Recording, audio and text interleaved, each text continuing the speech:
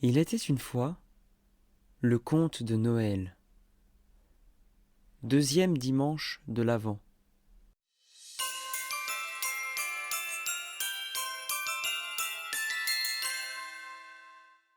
Pendant qu'ils sont à la messe avec leur grand-père, Fanny et Marius remarquent que la deuxième grosse bougie de la couronne de l'Avent est allumée.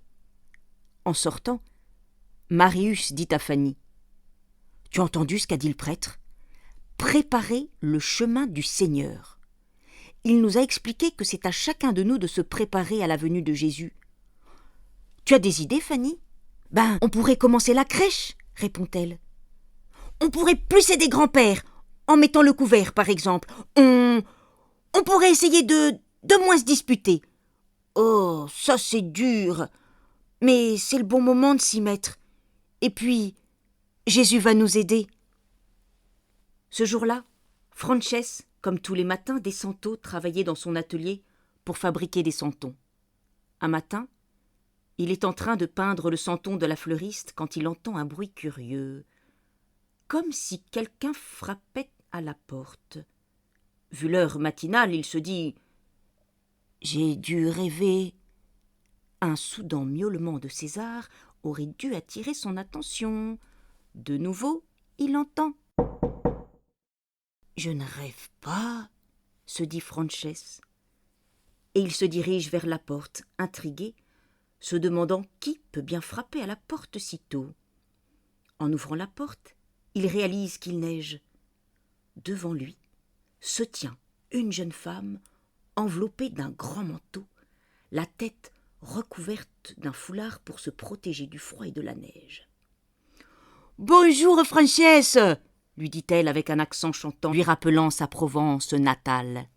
Il répond à la salutation, tout en se demandant intérieurement comment elle peut bien connaître son prénom et ce qu'elle vient faire chez lui si tôt.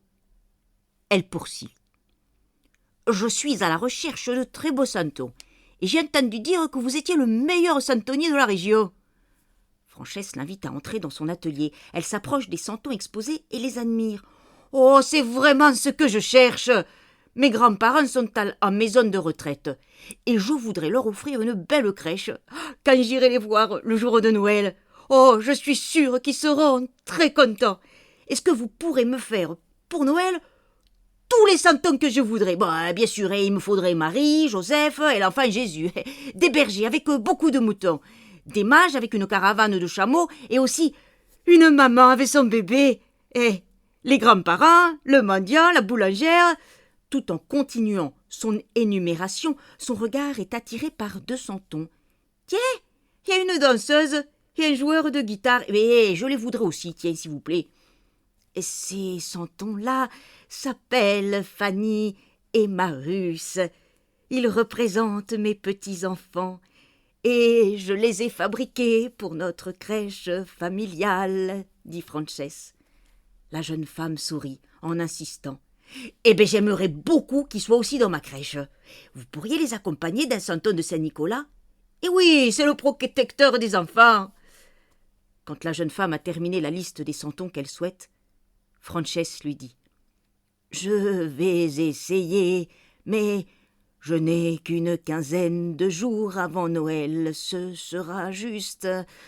Ah, je serai tellement content de participer à la joie de vos grands-parents. Je vais vous demander une faveur. » À l'étage, les enfants ont entendu des voix venir du rez-de-chaussée. Il fait encore nuit, et c'est inhabituel qu'il y ait du monde si tôt dans l'atelier. Leur curiosité les pousse à descendre discrètement pour écouter à la porte. À ce moment, la jeune femme reprend la parole. « J'ai entendu du bruit. Ne serait-ce pas vos petits-enfants, la danseuse là et le musicien? Ils sont déjà levés ?» Le grand-père, qui n'a rien entendu, ouvre la porte qui mène à l'escalier. Quelle n'est pas sa surprise de trouver là Fanny et Marius, tout honteux d'être découverts. La jeune femme ne leur laisse pas le temps de s'expliquer, et elle leur dit « Oh, mais comme je suis contente de faire votre connaissance! J'ai vu les santons qui vous représentent. Toi, Fanny, Tu aimes beaucoup danser, hein? Et toi, Marius, tu aimes jouer de la guitare, je crois. Mais c'est magnifique. Dis donc, peut-être qu'un jour vous ferez un spectacle. Oh, oh, ce serait formidable, tiens, et je viendrai vous voir. Marius prend alors la parole. C'est que on devait faire partie d'un spectacle pour la réouverture de Notre-Dame, mais nos affaires de danse et de la guitare ont été cassées par accident, et nous sommes très tristes, car sans elles, on ne peut plus y participer. Ah, et je comprends votre tristesse, réplique la jeune femme, et j'espère vraiment que les choses vont s'arranger. Mais il faut toujours garder confiance, c'est bientôt Noël. N'oublie pas que c'est une fête joyeuse. Allez, vous allez prendre votre petit déjeuner pendant que je termine de parler avec votre grand-père. Les enfants partis, c'est le grand-père qui reprend la conversation interrompue.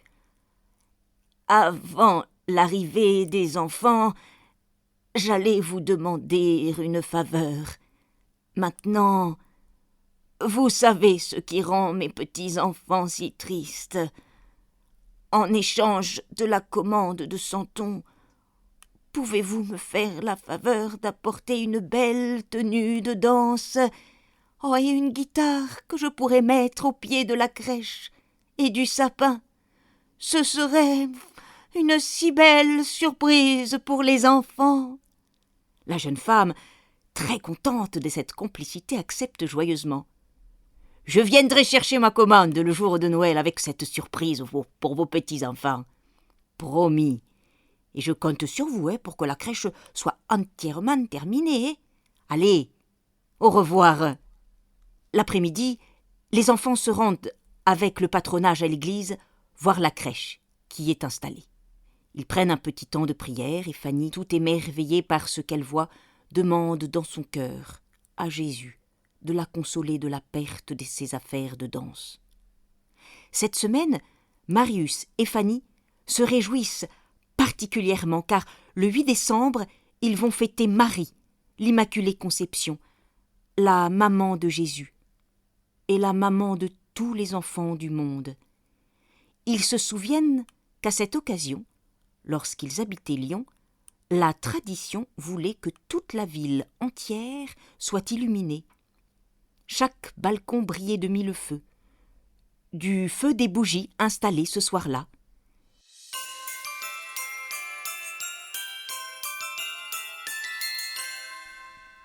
Depuis le passage de la jeune femme, Frances redouble de travail.